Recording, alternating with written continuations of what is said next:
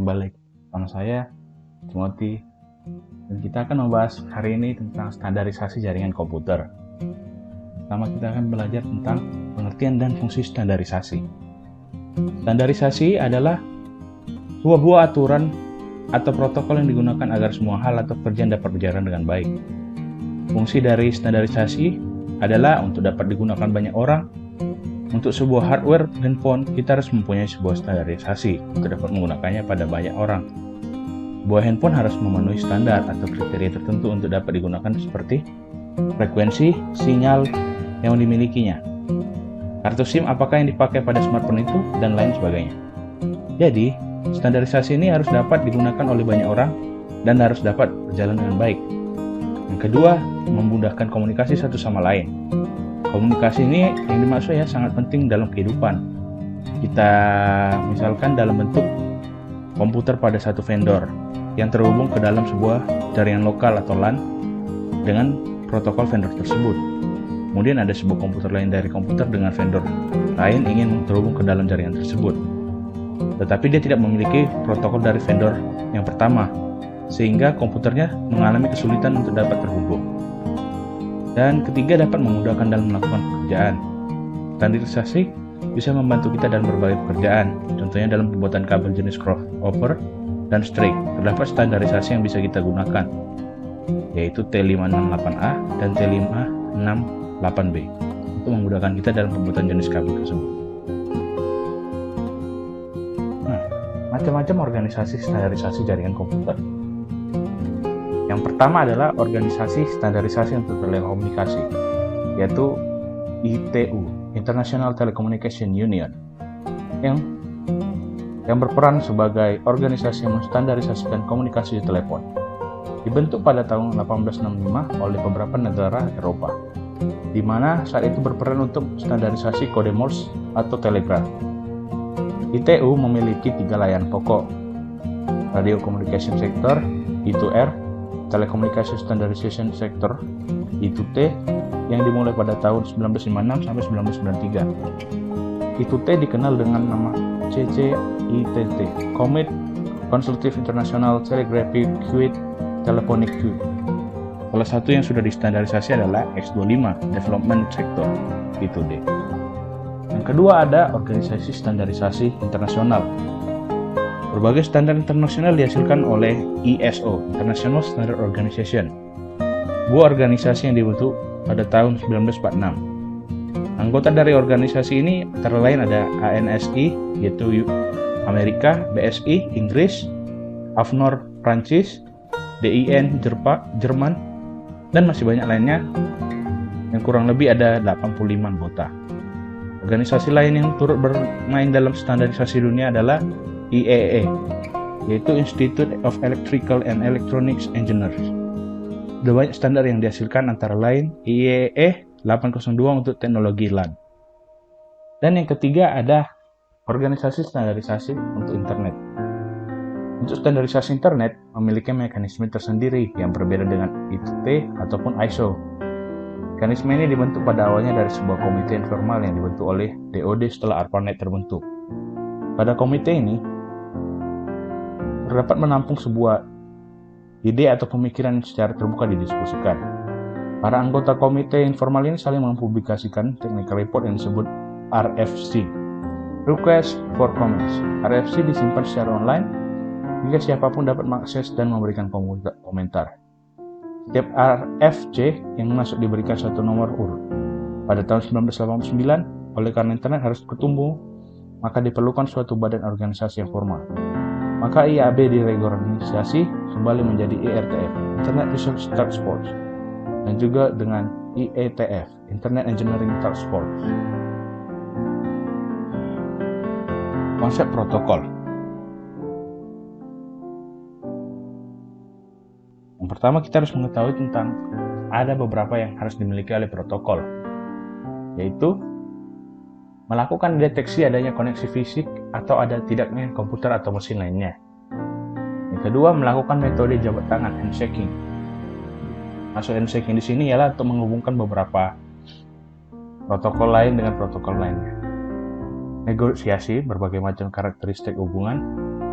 Sama dengan handshaking juga, cuman dia menghubungkan dengan cara melihat karakteristik setiap komponen. Kedua, bagaimana mengawali dan mengakhiri suatu pesan. Yang berikutnya, bagaimana format pesan yang digunakan. Berikutnya lagi, yang harus dilakukan saat terjadi kerusakan pesan atau pesan tidak sempurna. Mendeteksi kerusakan pada jaringan dan langkah-langkah yang dilakukan selanjutnya. Mengakhiri suatu koneksi. Apa itu OSI dan TCP/IP? OSI layer adalah standar komunikasi yang dipakai atau diterapkan dalam suatu jaringan komputer. Sedangkan TCP/IP adalah standar komunikasi data yang sering digunakan pada internet untuk suatu proses tukar-menukar atau saling mengirim data dari suatu komputer ke komputer lainnya. OSI layer dengan TCP/IP memiliki perbedaan yang cukup banyak. Hal di sini disebabkan karena OSI layer dan TCP layer terancam berbeda walaupun pada dasarnya memiliki kegunaan yang sama. OSI layer memiliki 7 buah layer, yaitu physical, data link, network, transport, session, presentation, dan application. Sedangkan TCP/IP hanya memiliki 4 buah layer, yaitu network access layer, internet layer, transport layer, dan aplikasi layer yang memiliki fungsi atau kegunaan yang berbeda pada tiap layer. TCP/IP ini merupakan suatu protokol spesifik atau yang bersifat khusus, sedangkan OSI layer merupakan suatu protokol independen atau yang bersifat sendiri. Pada layer teratas yang digunakan OSI layer ada application, presentation, dan juga session layer yang digabungkan dalam satu layer, sedangkan TCP layer pada bagian teratas hanya menggunakan satu layer, yaitu layer application. Semua standar yang digunakan pada suatu jaringan TCP layer bisa didapatkan secara percuma atau gratis dari berbagai situs internet, sedangkan pada OSI layer, untuk mendapatkannya kita harus membelinya pada internet yang menyediakan standar tersebut. Pada perkembangannya, OSI layer sedikit terhambat karena dia memiliki layer yang cukup banyak, tidak seperti TCP layer yang berkembang dengan baik karena dia hanya memiliki sedikit layer, yaitu 4 layer. Kemungkinan untuk kedepannya, TCP akan menjadi standar dunia jaringan komputer, tidak seperti OSI yang mungkin tertinggal karena perkembangannya yang sedikit terhambat. Pada OSI layer, dia mengembangkan modelnya berdasarkan teori yang dimiliki, sedangkan pada TCP layer, dia mengembangkan modelnya setelah melewati tahap-tahap dan telah diimplementasikan. TCP layer mengkombinasikan antara presentation layer dengan session layer dalam satu application layer. TCP dirancang lebih sederhana daripada OSI layer yang hanya memiliki 4 layer saja. TCP dirancang lebih kredibel karena protokolnya dan tidak ada network yang dibangun oleh protokol OSI.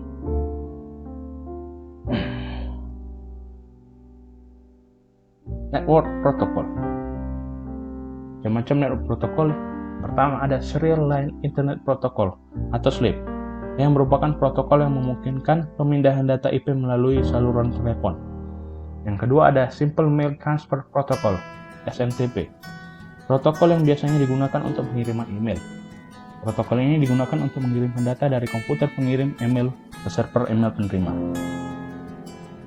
Hypertext Transfer Protocol atau HTTP, protokol yang digunakan oleh World Wide Web atau biasa kita dengar WWW. HTTP mendefinisikan bagaimana suatu pesan bisa diinformasi dan diformat dan dikirimkan dari server ke klien. Keempat ada Telecommunication Network atau Telnet, yaitu protokol jaringan yang digunakan di koneksi internet atau yang biasa di LAN.